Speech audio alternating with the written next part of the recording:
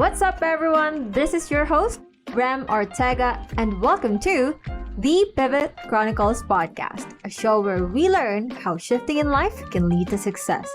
If you want to share your own story, go to thepivotchronicles.com. For now, listen in and enjoy! All right, so welcome to the Pivot Chronicles Podcast, where we learn how shifting in life can lead to success. So today, I have a very special guest, and he is my very first client when I got into freelancing.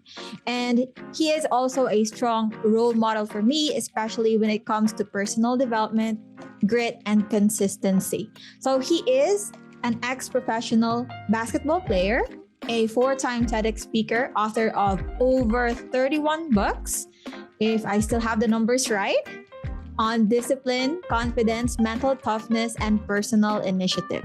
So he is also a strategic advisor to 6 to 7-figure earners. All right. And honestly, this whole podcast interview time is not even enough for me to tell you about his portfolio. That's how amazing he is.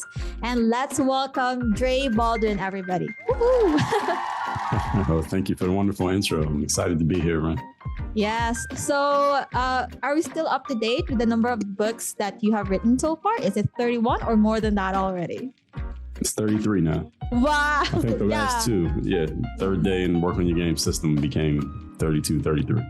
Gotcha. All right. So we'll dive deep into like the new books that he has later on a little bit.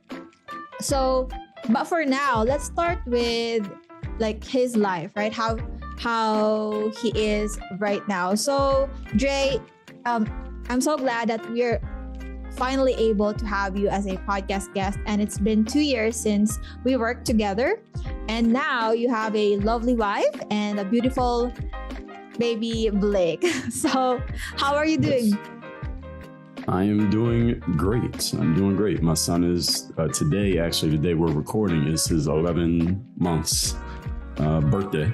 So 1 month away from being 1 year old, and otherwise things are going good. Just focusing on business, doing more of that stuff that you laid there, bolstering that resume. So that's really what I've been focused on. All right. Well, I'm so happy to hear that. And I know that you've had a lot of significant pivotal moments in your life, but let's start with your career as a pro basketball player, right? Because you've been playing basketball when you were young. So now you're already doing like public speaking. So I want to learn how you transitioned into public speaking, because you know, a lot of people, Dre, wants to become professional basketball players. It's a lot of young boy or young girl's dream as well to become professional. That's something that they like to do. They're what they're passionate about, right? But only a few make it. And that's the reality. But can you tell us what was your thought process like before you started, and did you know that you were going to make it? Or did you know that you were going to make your basketball career into your professional career? Okay, so we're going to talk basketball first, then the public speaking? Yeah. All right. Yeah, so you mentioned two things there. All right, so with the basketball, I came from a very humble beginning as an athlete. So I barely played in high school, and then I walked on to play in college. Which meant I was not, people didn't know I was coming. I was not like they were anticipating or waiting on me to show up. I just showed up as a nobody, and I basically had to play my way onto the team in college. Usually when you play a college sport, you're invited, you're recruited, but I wasn't recruited. So I had to walk on, and this is at the Division III level, which is basically the third tier of assumed talent in college sports. And usually players at that level, whether you're recruited or not, these are not the players who are going to become the professionals. Professionals usually at the Division I level. So the odds were already stacked against me becoming a pro in sports. So just the fact that once I finished school, I had to go and hustle my way into getting a shot at the pros. I had to sell myself. I had to market and sell myself just to get an opportunity to play pro ball. So that's how I got into it. So what was your question there? I want to make sure I'm answering your question. So what was your thought process like before you got started as a professional basketball player, right? Because as you know, a lot of people don't really make their passion into their professional careers, right? Right. So my thought process was I understood even when I was still in college, like, okay, I'm playing at Division III. So I knew that most players, because I had teammates or I saw other players who had played at the same level as me who had done better in college than I did in college. They put up better statistics. They had better highlights. They made more, they got more awards and things like that. And even these guys who were older than me, they didn't even get a chance to play pro because no pro team was looking at a Division III player, no matter how well you played. So when my college career was winding down and my statistics were not, I was no average level statistics. I'm like, okay, well, the fact that I had average stats is not really going to make a difference in whether I get a shot at the pros or not, because even the guys who had great stats, they didn't get a chance. So the only difference is going to be, I understood this just by deductive reasoning. Okay, I got to do something that makes me stand out outside of what I'm doing in college. So that's how I knew I had to go. I basically had a clean slate. So it was actually a good thing, so I had a clean slate after college. Whatever I did in college didn't really matter at all. So when I tried to get my shot at the pros, I ended up going to this event called an exposure camp. It was basically like a job fair for athletes, and everything you did in college at that point doesn't really matter. All that matters is what you do at that event.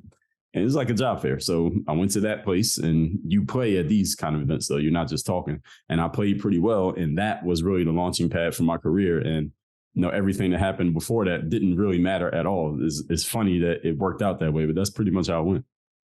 All right. And what's really notable for me is that unlike a lot of pro players, you didn't get picked out. Like someone saw you and then, oh, yes, talent, and you're there, right? It wasn't like that at all. Right.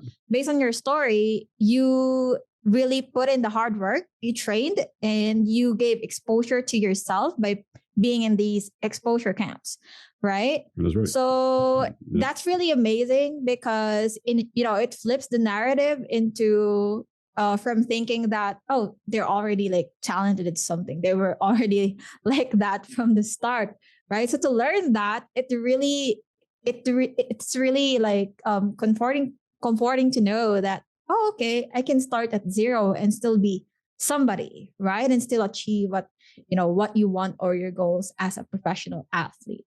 So from there, right, from your professional career in basketball, I know that you also transitioned into like public speaking, and now you're also working as a business coach or a strategic advisor. And it's a very different career when you look at it, right? Because being an athlete, you are in sports, and being in business, you also do other things. But for sure, there are similar concepts. But can you tell us about like your transition from being an athlete to a public speaker? So how did you develop the skills that you have right now to help others? Great. So several pieces to that. So I got into pro basketball, and this is actually just continued the story that I was already telling to answer your question. I got into pro basketball, and my first job was in Kaunas, Lithuania, in Europe. Most of my career was played in Europe. And even after I got that first job, it was not like once you get in, you're in. You have to you got to keep selling yourself over and over again. And in pro basketball overseas, most of the time your contract is just one season at a time. So it's like you work for 1 year, and then at that year's over, now you have to go get hired again. You got to go get another job. So that's how my career was. So there were times in my career where there were gaps. There were times where I would finish one job or be done with a job, and then there would be a gap of time before I got the next job. And this happened several times. And by the time I was in my mid to late 20s, I took a look at the situation and said, okay, I can't go on this way. It can't be just like this, because every time you're in between jobs, anybody who's ever been in between a job understands you're not making any money, right? So there's no money coming in, and I'm getting older. So I'm like, all right, this was fine when I was 22, 23, but you get up to 27, 28, you can't keep living like that. So I needed something steady that I knew the money would be coming in consistently. But I wanted to stay in the basketball space. The thing about playing pro basketball is you got to be in the top 1% of talent just to have an opportunity, which I was. But at the same time, just because you're in the top 1% does not guarantee you get a job, because there's a finite number of jobs in sports. As opposed to being a lawyer or a doctor, everybody can be one if you pass the test. But not everybody can be a pro athlete, because there's only a certain number of players that can be on every team. And there's only a certain number of teams. So there's math involved in this. So what I started doing was I had just finished reading I read Rich Dad Poor Dad about 10 years earlier, but I just finished reading Tim Ferriss's 4-Hour Work Week at the time. This was like late 2000s, about 2008, 2009. And he shared some ideas about how you can test out products and things like that, because to go back a couple of years in the story, I started putting videos on this brand new website called YouTube in 2005. And YouTube lets you put out as much video as you want for free. And I've been putting basketball workouts, just the workouts that I did in the gym, on YouTube for my own viewing. I just wanted to see myself on camera just to see if I looked the way that I thought that it looked when I was visualizing it in my mind. And random people started finding my video on YouTube, and they would just ask questions in the comments like, hey, who taught you how to play? Where do you play? Who are you? Where'd you play at? Can you make more videos about how to do this, how to do that? And what I realized, Rim, is that there was an underserved audience here. And I'm going to get to the answer to your question here. I realized there was an underserved audience of athletes who were now crowdsourcing knowledge from the internet. Now, a generation before this, and I'm older than you, so a generation before this, you couldn't get information that way. So when I was a teenager, only way you can get information is through a book or a magazine, a physical book or a magazine, or you had to know somebody who knew it. But you couldn't go on the internet and get information because there was no information on the internet. Internet kind of existed, but it wasn't ubiquitous. So by the mid 2000s, early 2000s, that first decade from 2000 to 2010, now, if you wanted to know something, you could go on the internet and get information from people who you don't even know. This was like a rare thing. This is a new thing at that time. So these kids were going on YouTube and looking up how to work out, how to practice basketball. And they saw me. They didn't know me. I wasn't on TV, but they saw that I looked like I knew what I was doing. So they just started asking me, can you make more videos? And the reason that I kept making more videos is not because I had the foresight that we would have social media and content and influencers and all this stuff we have now, because those words didn't exist at that time. I didn't create content because of that. I created the content simply because I was already going to the gym every day and working out. So the only thing that changed was just I brought my camera with me and just recorded what I was doing. That's the only thing that changed. Then I just took the footage and put it on YouTube because I didn't care, because at that time, there's no money to be made on YouTube. All right, there are no brand deals. None of this existed at that time. It was just, you put a video up for what? What's the reason? What's the point? There was no reason. I was just putting it up because they asked. So that's how I started to build an audience on the internet.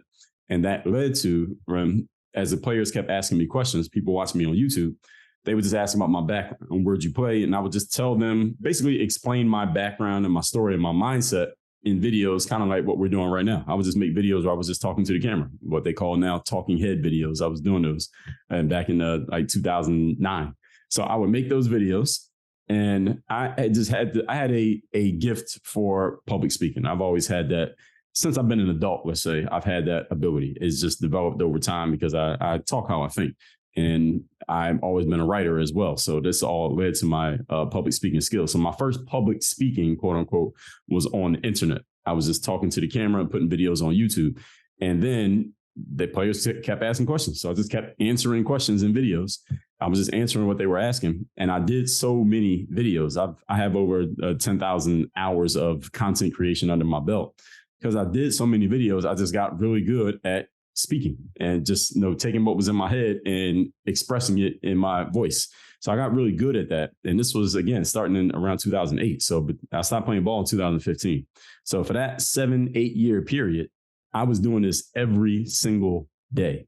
I was recording videos and talking and taking thoughts in my head and putting them on video and putting them out on the internet.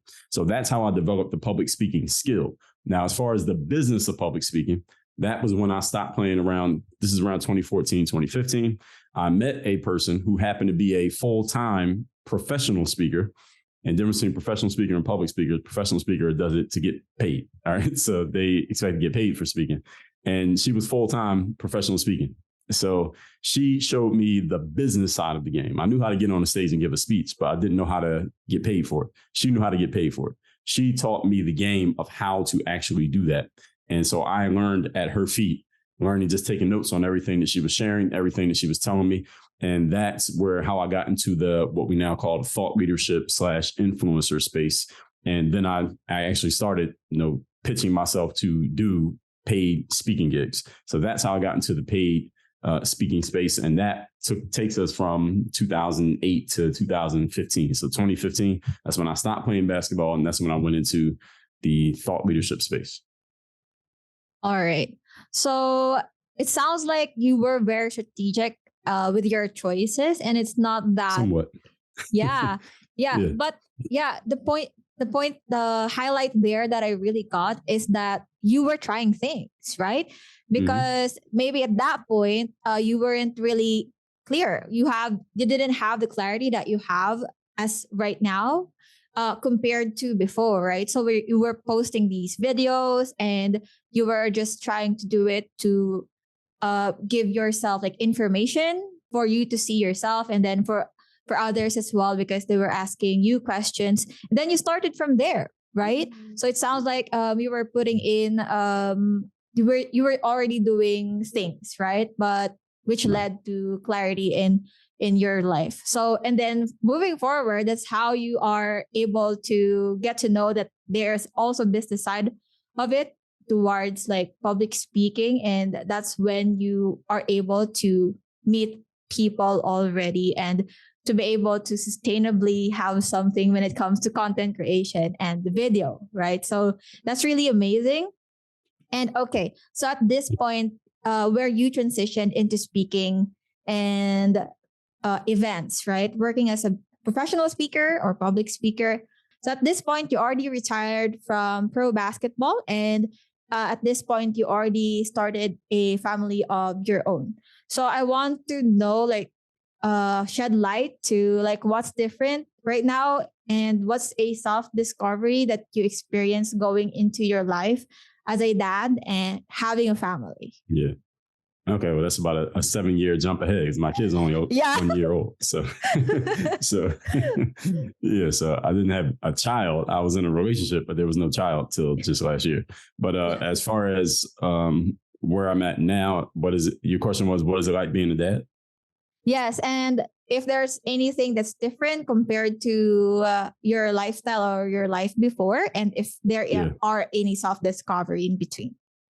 Okay. So what's different? Yeah. I mean, first of all, being a dad is great. It's great to have kids, especially the first year, kids, they can't really talk yet. They can't walk around on their own that well. My child can walk, but he's not, he makes sounds, but he can't kind of do things on his own yet. So this is, I guess, what they call the cute phase. Like the baby's still cute now. Like your kid can't annoy you at this point in life. So we'll see if he ever does, but he hasn't yet. So that's a good thing. And of course, you have the increased responsibility. Now that you're a parent, you got to take care of, you got people to take care of. You have people to care for. You have a spouse to take care of. You have a child to take care of. And if you have more than one child, and then you still got to do your own stuff. So it's increased responsibility that comes with it. But I was ready for that. The point, and I had kids relatively late in life. My child, I'm 41 years of age now. So I was 40 when my child was born. So I think I was, the maturity was there. It's not like, my parents had kids when they were 20 and 21. So it's a big difference. So that's a good part. As far as self-discovery, I don't think not any real self-discoveries for me, not based on the child. I mean, I've learned things, period, but not just based on the child. And, as far as things being different overall, yeah, I mean, the first year, if your child is sleeping in the same bed as you, then your sleep is not the same. So you may not sleep as much. Your sleep is not as steady because the kid will wake up in the middle of the night. And it's not like, I'm a man. It's not like I'm breastfeeding the child, but if the kid wakes up, that I can hear it, even if I'm not doing anything. So the sleep is not the same. It's not as steady that first year or two, as I've heard. And that's pretty much how it's been. So that has changed. And then, of course, you have to fit in responsibilities for your child into your day. So before there was a child, I could spend my whole day just doing my stuff. Now I have to fit in child stuff, whether that's, just putting them in a stroller, taking them on a walk a couple of times a day, which is something that I do. I didn't have to fit that into my schedule before, but now it goes into the schedule. It's set in there. So those are some things that are different.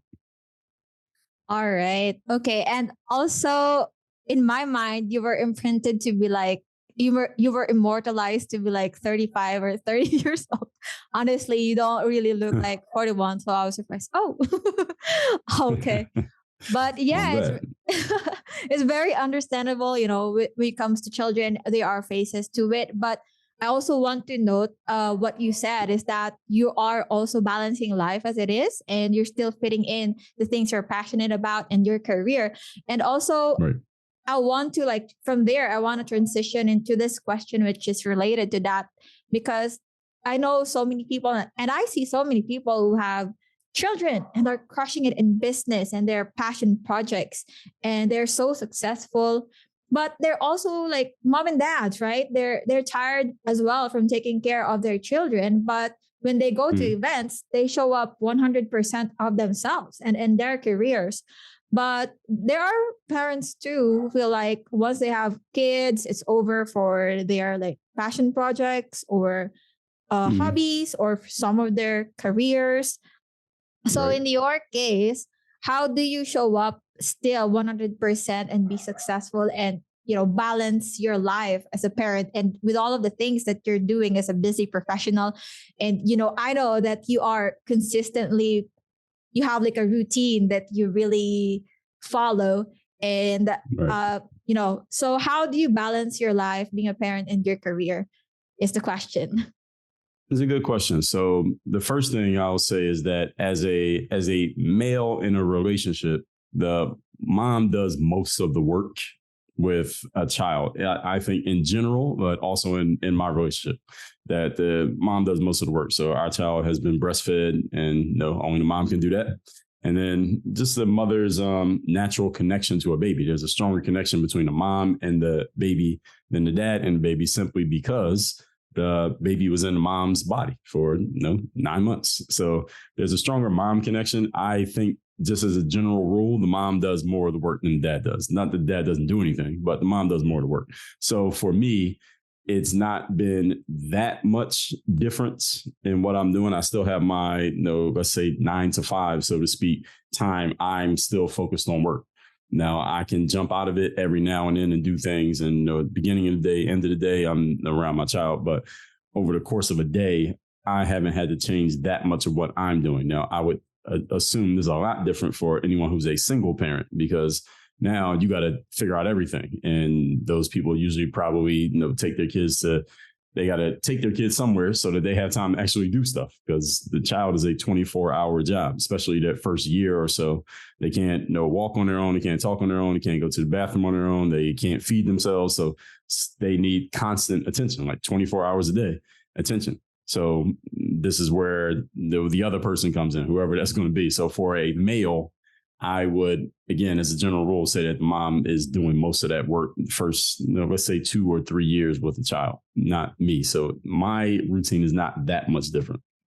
Yeah. And also, since you are in the initial phases with your baby, is still young, and it's like a partnership, right? So there's That's also right. balance between the partners. And also, when the child grows up, he can be more responsible, and also, your time for him will be balanced that way as well. So it's going to be different for sure, Yeah, right? and he'll So be able to do other stuff. When he's older and he can like walk and stuff, then I can say, yeah. let's go to the park and things like that. Yeah.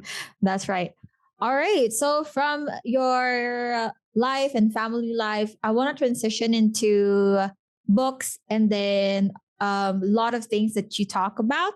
So the first question I have here is regarding books. So as I've like shared with you before, I got into reading books, and for me, I want to know like how did you start writing books, and did you have a passion for it? And then I'll just ask like other specific questions after that. Okay. So when it comes to books, I wouldn't say is it necessarily a passion. I wouldn't use that word, but I've always been a reader. So, my parents made sure that we had books in the house growing up. I have a sister, she's a year older than me. But we always had books in the house. My mom's a big reader. My dad doesn't really read that much, but we always had a lot of books. So there were books for the kids. There were books that my mom would read, and my mom's in the education space. So she was just very much into, early education, making sure, young kids are set up for success. So of course she set our own kids up for success by making sure we could, read and write from a very young age. And then I was always a writer myself. So the first thing I was doing on the internet before YouTube, actually, I had a blog. I was blogging before YouTube came out, but the blog didn't like gather me a big audience. YouTube got much more of an audience than my blog did. But I was always a writer. And then when self-publishing became ubiquitous, which was around 2010-ish, around that time, that's when I wrote my first book. And that's when I put out my first book called Buy a Game, put that out for free. And then over the years from 2010 to 2020, I was just writing new books, even in 2021, because that's when I put out my latest book. I've been writing probably put out a book every year, at least one every single year for about an 11-year span. So that's how I got into the writing. I wouldn't say it's a passion. It's just an interest. I've always been interested in it. I've always been a reader. And another thing about books, as opposed to what we call content, is that they are much more timeless than content. Because if you put a video out on YouTube, 6 months from now, that video is old and nobody cares about it, right? But you put a book out, rarely does anybody even ask when the book came out. Like the book could have come out 20 years ago, but somebody will hear about it today and they love it, right? They're not looking at it like, oh, it's old, so I don't want to read it. But nobody says that about a book. But we say it about content all the time. So content, you have to keep doing it. But with books, they're timeless. Nobody cares when it came out, as long as the material is relevant to them today. So that's one advantage that a book has over internet content. You don't have to keep making it to stay relevant, as people like to say. Yeah, that is so true, especially because, somebody could be an author, could be already passed away, but their book and their literature is still being consumed by people. So from there, I want to transition into like your writing process, because obviously, as you have mentioned, writing books really take time. And I've been interested on authors with their writing process, right? I see that, oh, wow, there's really a lot that goes into it. It seems that it is a journey that they, go into, and it's an accumulation of your experiences as well. So it's not just like a one night thing that, you can do a book. Maybe someone can do that. But when you have like years and years of experience that is banked on there, it really makes it more memorable and meaningful. Can you tell us what are the steps that you take when you write? Do you go into like a retreat mode, or just insert the time to write your books within your busy schedule? How do you write, or how do you do your research when you're writing a book? I know this is like a lot of questions, but how do you usually do your research, and how long does it take for you? Is it just a year, or maybe for some of your books, it took you less than that or longer than that? Good question. So first of all, when it comes to the writing, I do not go into retreat mode. I know some people who do that, who will they'll buy a plane ticket and fly somewhere so they can go and write, or they'll lock themselves in a room and nobody's allowed to interrupt them. Now I might close the door to my office, and I might do that, but that's not just so I can write. I can write I've written books sitting in Starbucks, with people milling about. And I write sometimes I'm on a plane. I could be writing while I'm on the plane. So when it comes to my writing, and the other thing that you mentioned there, it has never taken me a year to write a book. The only time it took me a year to get a book out was when I did my book, Work on Your Game, which I did with a traditional publisher. And that's only because they were taking long. They had these long lead times as far as their publishing schedule and all of that. But the writing, I actually did all the writing for that book in like 4 weeks. So the book was written. My last book, the third day, the writing didn't take that long. Now, how long it took me to get around to the writing, because I was doing other things in between, that might have took a little bit longer. But the writing process, I could write a book in like 1 day, if I needed to. I could, depending on the subject and depending on the format and how I do the book. And it depends on what I'm talking about also. So some books are like reference books. So I have some books on how to play basketball overseas. They're basically informational type of books. I could write all the material, have it all documented within like a few hours, because all I'm doing is giving people the information that they need. So there's no researching, because I'm going all off of what I know. So my books are not the type that are researched in the traditional sense, where there's like stats and charts and data. That's not my writing style. Now, there are some people who do write like that, and they had to do a ton of research to write their books because they're quoting people and they're telling these stories of other people. My books are not like that. My books are, if I tell you a story, I'm telling you my story. I'm telling you what I did or what I know, or I'm sharing an anecdote that I know about from somebody else, but I don't need to research it because I already know what happened. I'm just telling you what took place. So I'm recalling. I'm not a data. My books are not based on data. They're based on my knowledge and what I know, my thought leadership's position. So when it comes to books moving forward, one thing that I have been looking at, and I'm sure you probably know about, is artificial intelligence. And some of the things that it can do are incredible. And as it evolves, even as it is right now, there are people right now writing books in one day using AI. They're not actually writing, but they are writing books. And these books are coming out in a day. And who knows how good they actually are, but you can get a book out in a day if you wanted to.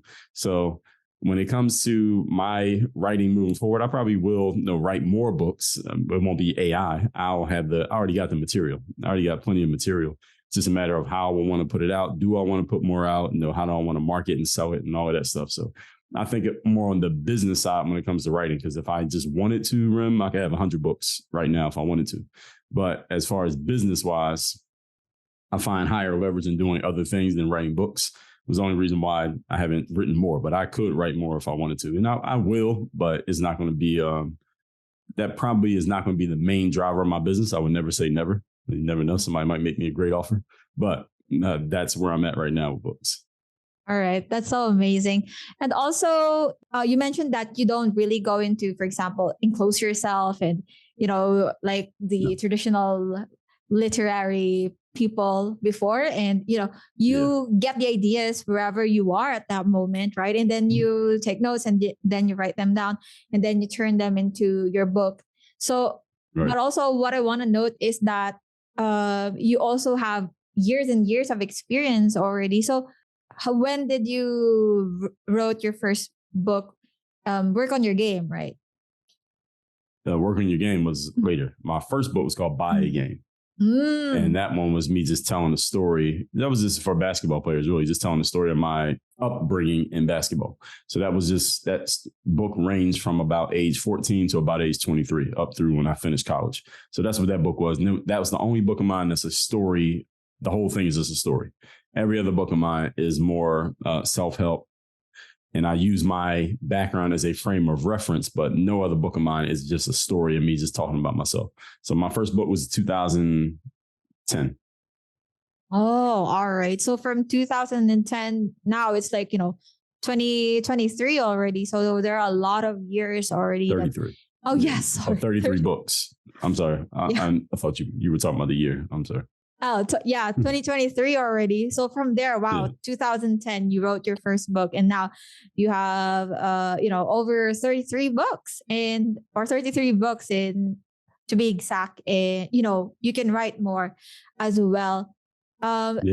So from there, I want to transition into like speaking, right? So where you obviously you're very confident and you have a lot of personality in you. So when it comes to speaking, were you always this confident ever since you started? And if not, like, how did you develop that kind of like personality through years as you grew as a person?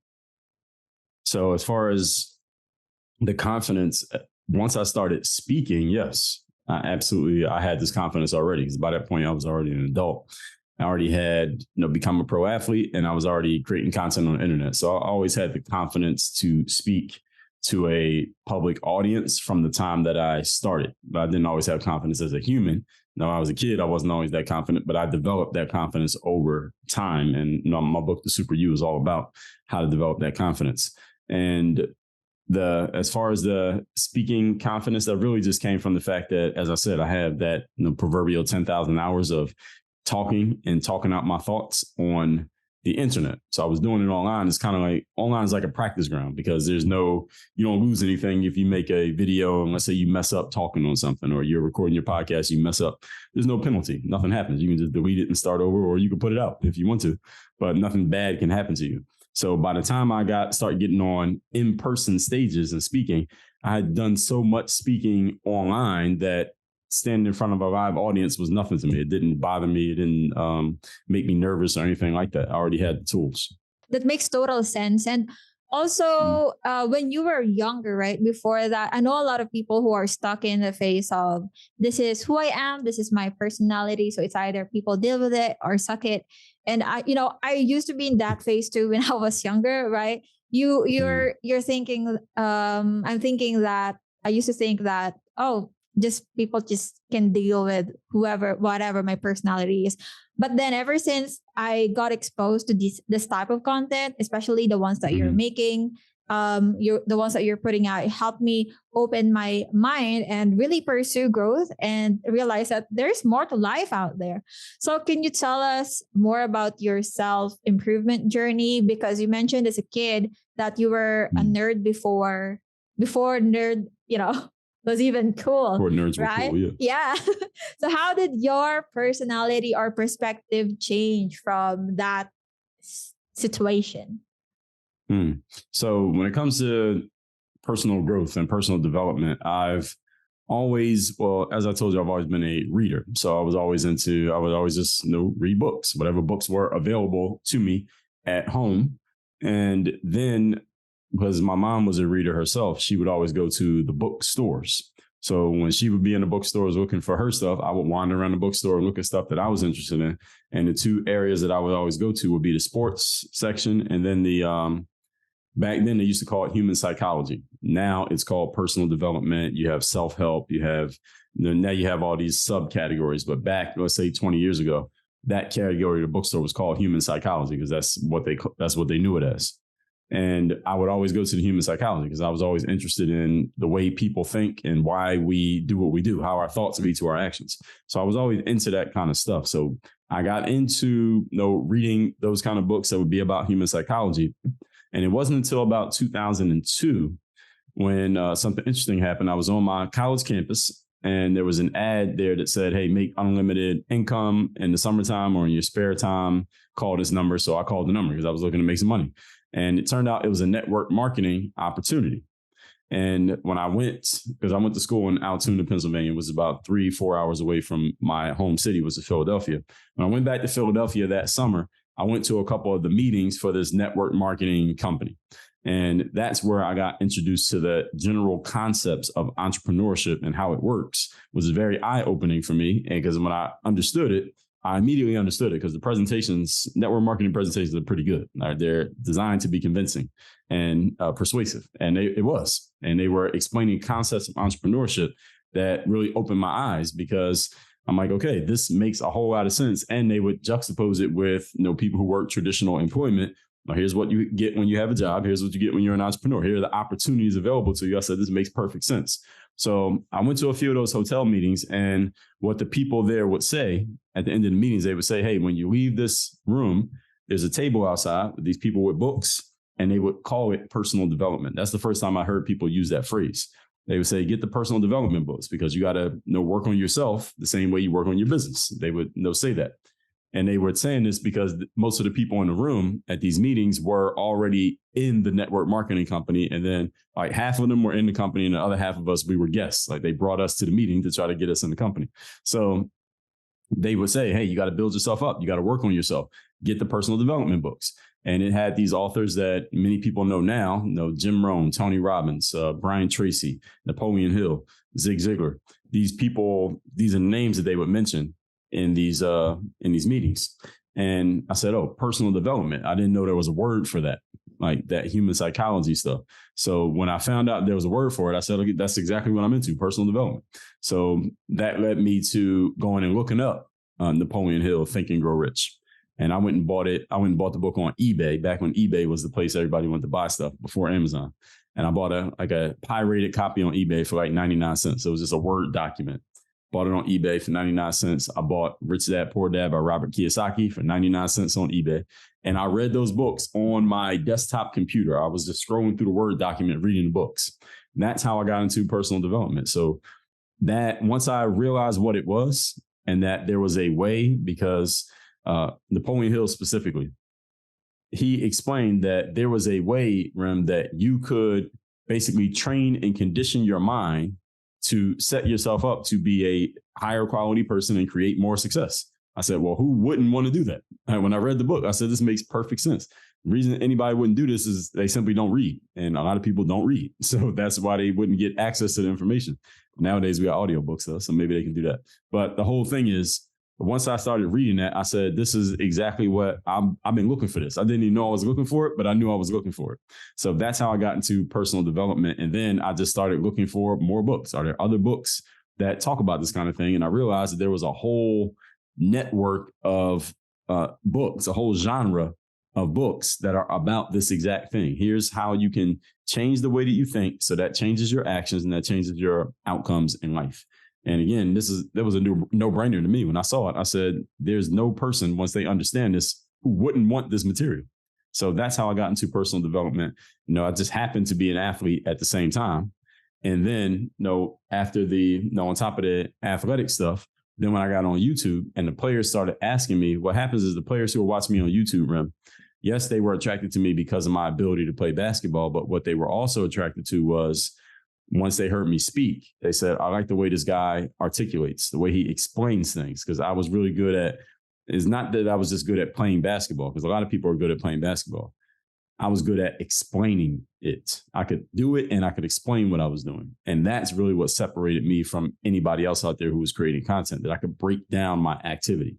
So once they heard me talking, that's really what got people to buy into me as a person, which is why even to this day, even when we were working together, there were people in my audience who knew me from the basketball days. And even when you first came around, I've been out of basketball for 5 years.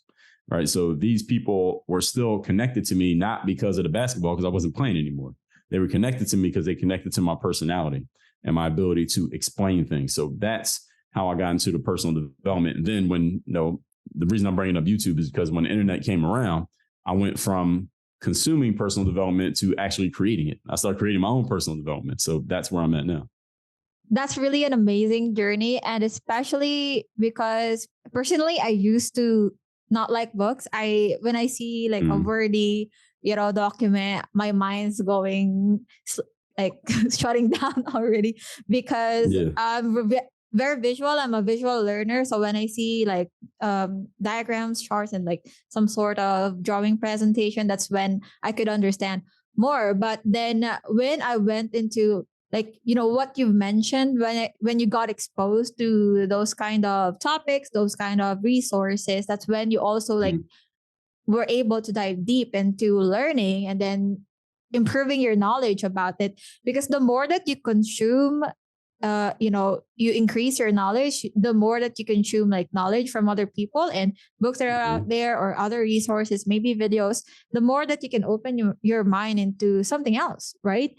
So I really appreciate you sharing that. And it also holds true and similar to me as well when I like went into this journey. So obviously you have like a lot of successful pivotal moments in your life. So I want to learn like, what's your advice to people on how they could know that it's time for them to pivot or change? Because it's really hard to know, right? For example, you're doing something consistently for years and years, and you don't know when to shift or pivot, or maybe pursue other things in life or discover new things. So what's your advice to people for them to know when it's time for them, or how they could know that for themselves? That's a really good question. And the answer is, it depends. And the reason it depends is because if there was one black and white definite answer, then nobody would ever spend 1 minute more than they needed to in anything. And nobody would ever do something too early or too soon. Or, the whole flavor of life is that we had to make these decisions. So for each one of us, we had to look at the situation holistically, understanding what we've done, what more is left to be done in a certain space, if anything. And whether it's something that you've achieved a lot in, or maybe something that you're struggling at, and maybe it might be time to move on to something different. Is it time for you to quit that thing? Or do you not want to feel like a quitter? Because we all have these things that have been ingrained in our minds that makes us sometimes stick with something that we should have left a long time ago, or sometimes try to force ourselves into something that we never should have been in the first place. So that's where the insight comes in. There's also where it would be helpful for everybody to have other people around us who can see what we can't see and offer us insight, which is not information. Insight is looking at the information and looking at it from a different angle so that you can see, you can read in between the lines of what the information says and figure out what's really going on. That's what insight's about. And it's one of the things that I do as a strategic consultant, as you said, and as a business coach, is I provide people insight, not just information. Because you can get information for free on the internet. Now you can get it from Chat GPT. You can get information there. But insight comes from being able to look at the information and see what everybody else doesn't see, seeing through the information. So if you have other people around you who can see things in you that you don't see, or notice things that you don't notice, or interpret information in the way that you don't interpret it, they can help you as well to know, hey, maybe it's time to move on from this. Maybe you need to stay here. Hey, have you thought about doing it this way? Have you thought about this approach? These are all things that come with having another set of eyes and ears around you, which we all should have, simply because there are 8 billion people on the planet. So why would you do everything by yourself? Even figuring things out. Figuring things out. Now, ultimately, you have to make the decision yourself because you have to live with it. But you can utilize input from other sources than yourself when it comes to your decision-making process. So for me, when it came to any pivots that I made, it was based on, let's weigh the current situation versus the possibility of the future situation. Which one makes more sense? Which one? Because I know that I'll show up and do the work. I know that I can figure things out. I know I can follow directions and read instructions. So just looking at the situation, which one do I feel like is the better opportunity given where I'm at and what I'm doing right now? That's how I've always made my decisions. Yeah. And obviously you already have that clarity at this point. But I also, just a follow-up to that, it would be interesting to know, how do you draw the line between this shiny object syndrome and then actually shifting or pivoting in your life or in your career? That's a good question. And the biggest thing is focus. If you're in on something, then you have to stay focused on it and not get distracted by other things. So every day on these devices that we have, shiny object syndrome all day. All right. All they're giving you is shiny objects. All right. Every time that notification pings on your phone, that's a shiny object that is trying to draw your attention away from what you're supposed to be doing, which is probably not checking Facebook or Instagram, right? It's not what you're supposed to be doing during the workday. But every time that thing pings, you want to go do it. That's a shiny object distracting us. And then we have bigger shiny objects like, all right, I'm doing this, but now I'm thinking about changing my whole business to go and doing that. And what I tell people is you got to kind of give yourself a diet when it comes to information and who you're consuming information from. So any area in which you want to focus, I suggest that people pick your mentors, pick 2 or 3 people who have demonstrated that they have the knowledge that can help you, and also who have a deep enough well of material to where you can just only consume those people's stuff and you won't run out of stuff to consume because they have so much of it. So they have to have a deep enough bag, as we say. They got to have enough material out there that if you just keep going through their stuff, you're not going to get to the bottom of it. So once you pick those people, now you can just focus on what they're saying so you don't get confused because somebody else might come around and say something different and then somebody else says something different. And now you're confused as, well, which one do I listen to? Because this person said this and this person said that, and they're both successful. So which one do I listen to? Well, when you picked your mentors, then you already know. Listen to the person that you decided to follow. So that's why you got to choose the right people to get knowledge from. And the last point here I'll add is that the law of association says we become the average of the people we spend the most time with. This is not limited to a certain number of people, and is also not limited to people who you actually know. So you can associate with somebody who's on YouTube. You can associate with somebody by following them on Facebook and never meet them in person. All you got to do is consume more of their stuff than you're consuming of other people's stuff, and they're part of your circle, even though they don't even know you. So it's choosing the right people. And the great thing about the internet today is that you can choose anybody you want because everybody's out there telling you what they're doing. Yeah, that's very interesting. And I want to lock into the term that you mentioned, which is information diet.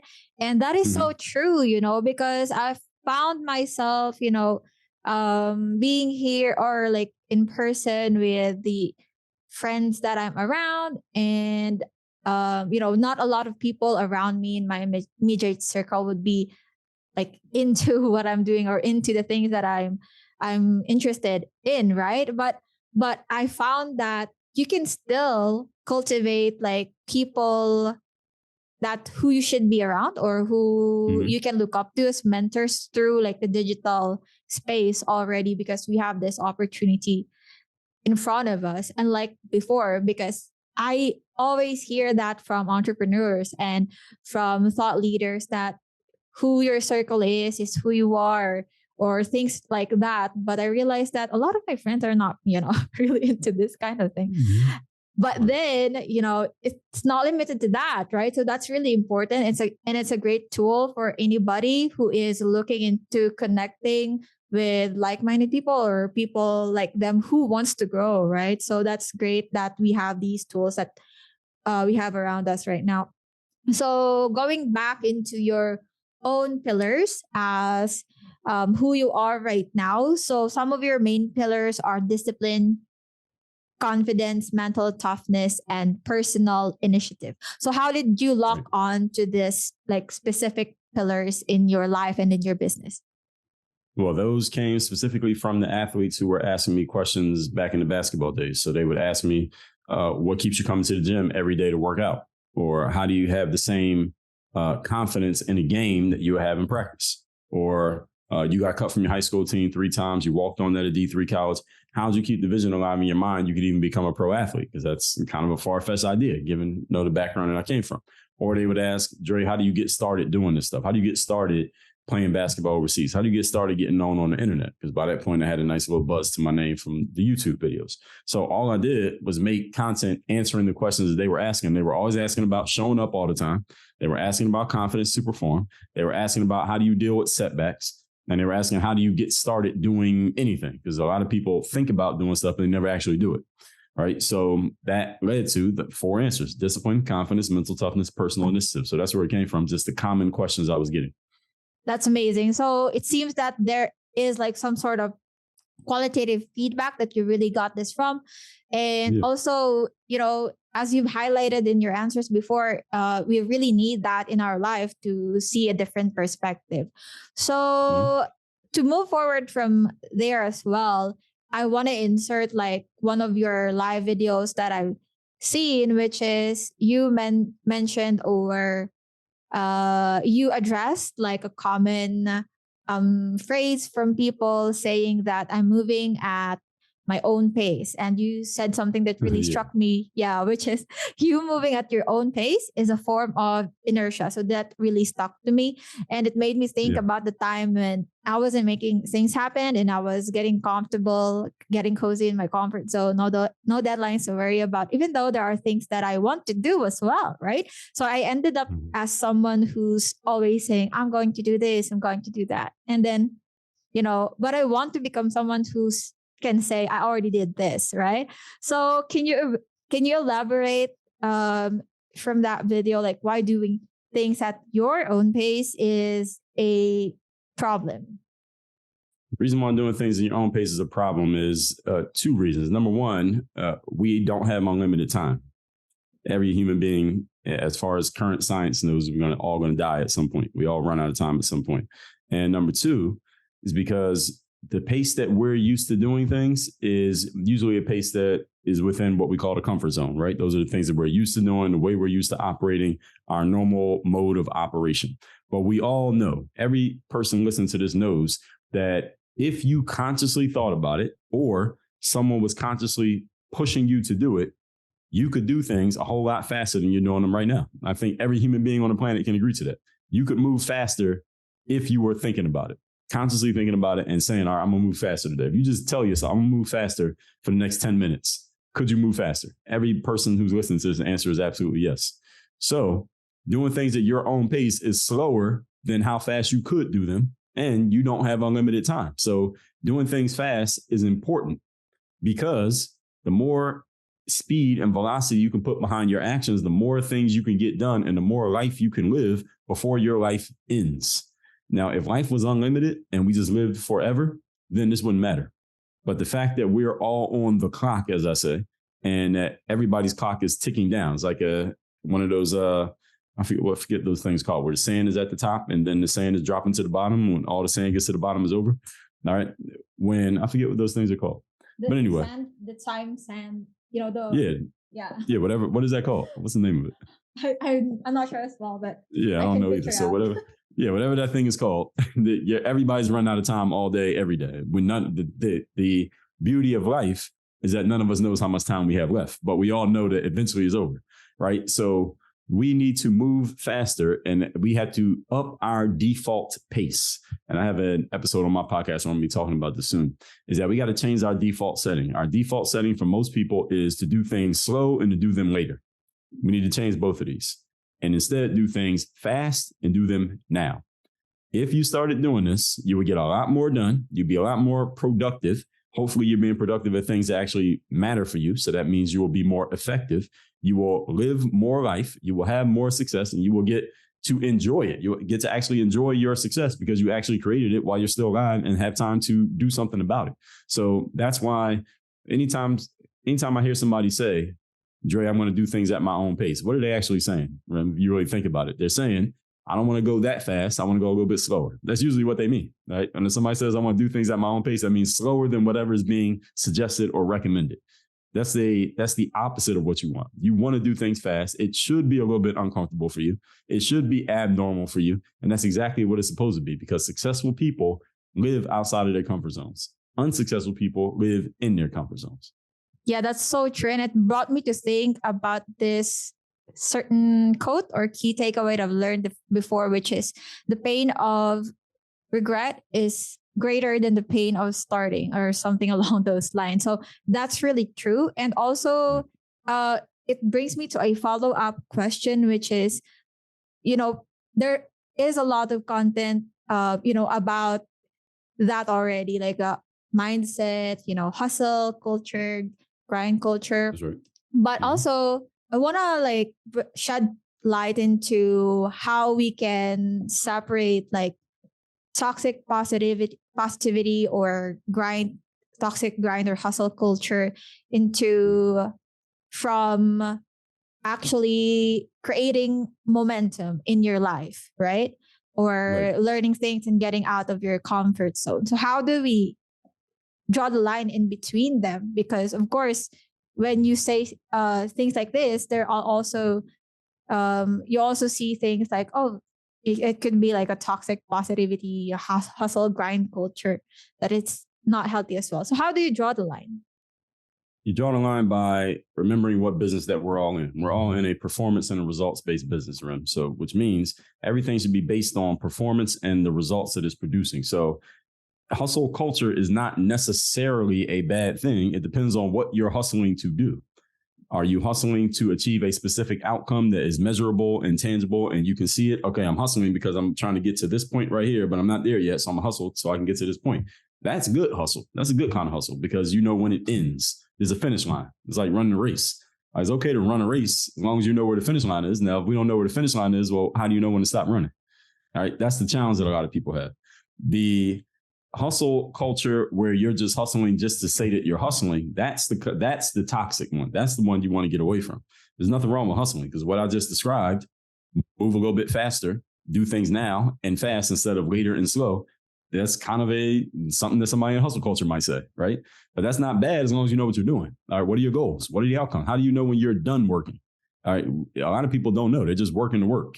That's the thing that you want to stay away from. So the line is drawn based on outcomes. Everything is based on the outcome and based on the result. So when you know what your outcome and result is, you should hustle. Not you can hustle, you should hustle and get to it as quickly as possible, as efficiently as possible, while making sure the job is done right.